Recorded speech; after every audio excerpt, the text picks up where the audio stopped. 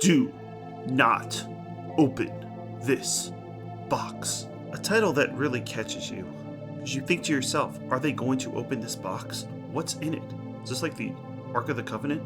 This is episode 15 of season 4 of Tales from the Darkside. This episode is directed by Jodie Foster. Of course, of Silence of the Lambs, Clarice, Iris and Taxi Driver. A great movie, but wow, what an uncomfortable role. In fact, this episode could have used Jodie Foster, not necessarily behind the camera, but actually in front of the camera. She should have played one of the characters here, but this is her directorial debut. She went on to direct Little Man Tate, 2 episodes of Orange is the New Black, 1 episode of Black Mirror, a series we're also covering. She directed the episode Archangel. And for that alone, this is a curious episode. But the question is it a good episode? Jodie Foster is the most famous actress we've had so far, even if she's behind the camera. But let's see if she can pull off a Tom Savini. So the episode is about Charles Pennywell, who is a wannabe inventor. He wants to invent something that will not only make him money, but change people's lives. He thinks not only about himself, but of other people. Unlike his wife, Ruth, who does not think about other people. In fact, she only thinks about herself. And Ruth really is the character that brings this episode down. Since Tales of the Darkside, like always, makes such mind-numbing casting decisions of writing episodes that should be for 30-year-olds and casting 70-year-olds. The character of Ruth is played by Eileen Heckart, who was in the 1956 great movie The Bad Seed. She didn't play the Bad Seed, she played Miss Diangle. She was already a grown woman at that point. And also, she was in Heartbreak Ridge and Butterflies Are Free. Now, the reason I say this casting decision is so bad is because Charles is supposed to be the nice guy who ends up finding this box that, aptly named, says do not open this box. And Ruth is the person who does open the box and then begins to blackmail a guy who comes to get his box. I'm going to say box a lot in this episode.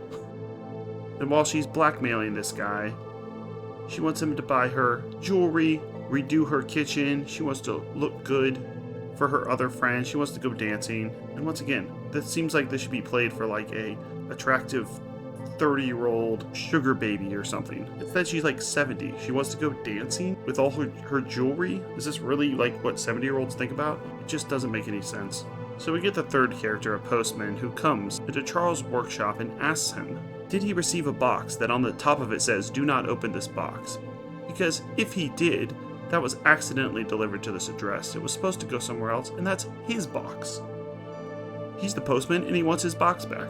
And Charles, being the nice guy, wants to immediately give him, oh my goodness, I'm going to say it again, this box. However, Ruth decides to blackmail him and realizes that somehow this postman has a lot of money and makes him buy her lots of jewelry, and even then isn't satisfied by the jewelry. She wants more expensive things. She wants more luxurious items, and because Tales of the Darkside is limited in their budget, we really just see her with jewelry. Supposedly she redoes her kitchen. Supposedly she's going to add a studio to this workshop, but we don't see any of those things. They just talk about it.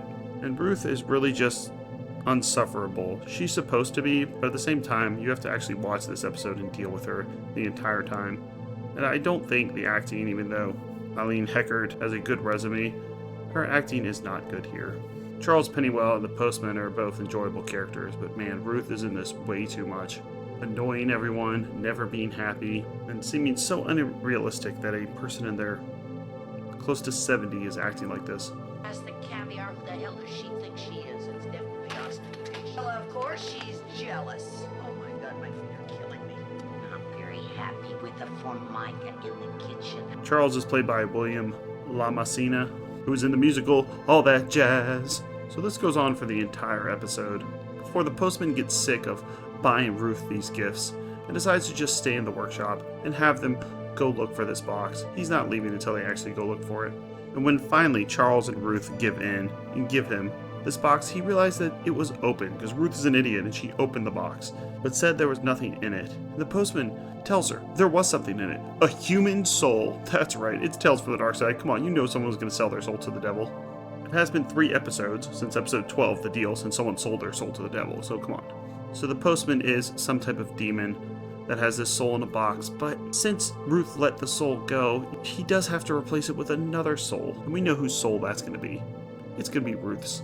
Well, she stupidly tries to stab him first. Yeah, it doesn't work well when you're a demon.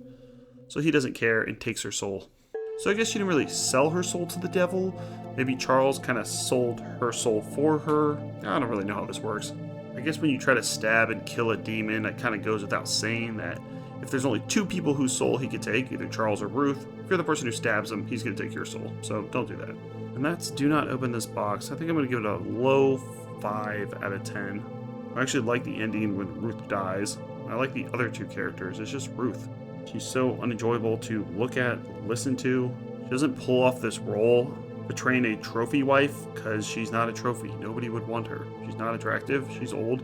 She's annoying. Like, she's not even a trophy wife. It doesn't make any sense. These casting decisions are mind-numbing. But still not the worst episode in the world. And, Jodie Foster got her start. Well, she was already famous at this point, and when this was released in '88. But I don't think it's necessarily Jodie Foster's fault.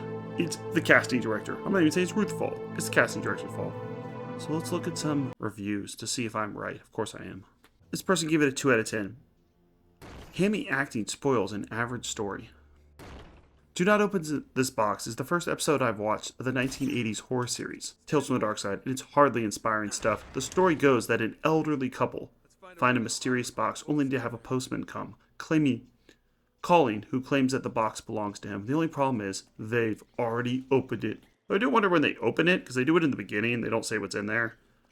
They make it kind of vague, because she doesn't say anything. Nothing really happens. I guess the soul just kind of goes out into the ether. I thought it would, inhabit someone's body or something. Are their souls just floating around, waiting for us to catch them at all times? The script was written in the style of a classic Stephen King short story. But that's the only decent thing about this. The characters are way over the top. Well, one character is. And it actually made me physically nauseous in places, me too, particularly combined with the over-the-top acting. Particularly the old woman, true. The only notable thing is that this was directed by Jodie Foster, but I'm sure it's one she prefers to leave off the CV. Yeah, she's proud of this. I kind of feel like she is, because it's not like her other directing stuff is always that amazing, so. 8 out of 10. Enjoyable episode. Impacted, mild-mannered inventor, Charles Pennywell. A solid and likable performance by William Lamasina. And his overbearing, nag of a wife, Rose. Receive a mysterious box in the mail that they are explicitly told not to open. But can they resist the urge to not do exactly that? Director Jodie Foster keeps the engrossing story moving along at a snappy pace. Snap, snap. And maintains a charming, light-hearted tone throughout. Wow, do you think maybe Ruth was supposed to be funny? Oh boy, I never even considered that. She's not funny at all. Smart script by Bob Balaban, went to work for Disney, and Franco Amari makes a spot-on stinging point about the dangers of being overly vain, greedy, and selfish, with the incredibly irritating character of Rose getting her just harsh desserts. Oh shit, the character's name is Rose. You know what, I'm suing Wikipedia. In fact, I'm going to change it right now. It's not Ruth, it's Rose. Rose getting her just harsh desserts at the satisfying end. Underrated character actor Robert B. Schul makes the most out of his colorful role as a friendly postman. The crisp cinematography by Stephen Ross provides a pleasing, polished look, a neat show. Well, there you go. Next up is an amazingly great episode, Family Reunion, directed by Tom Savini. He's come to save the series again, and written by Edith Swenson, a good team.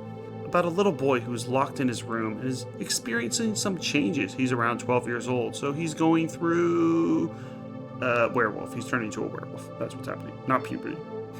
Check out our playlist for all the other series that we've covered. Tales from the Darkside, we've done every episode. Black Mirror, Mystery Science Theater 3000, Cowboy Bebop, Pet Shop of Horrors, Monsters of Fear itself. Thanks a lot.